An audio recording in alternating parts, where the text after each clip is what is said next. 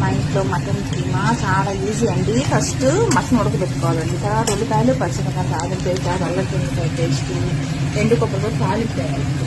తాలింపు వేసాక మనం కైమా వేసుకొని తిప్పుకుంటూ కొంచెం కొద్దిగా పెట్టుకొని సూపర్ ఉంటుందండి.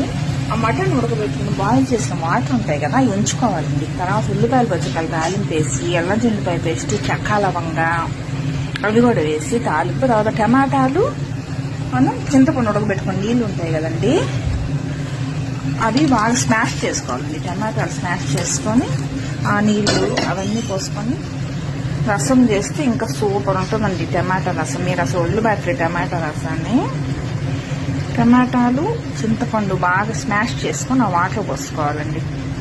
పోసుకున్నాక మటన్ ఉడకబెట్టుకుని నీళ్ళు ఉంటాయి కదా, అవి కూడా పోసుకోవాలి.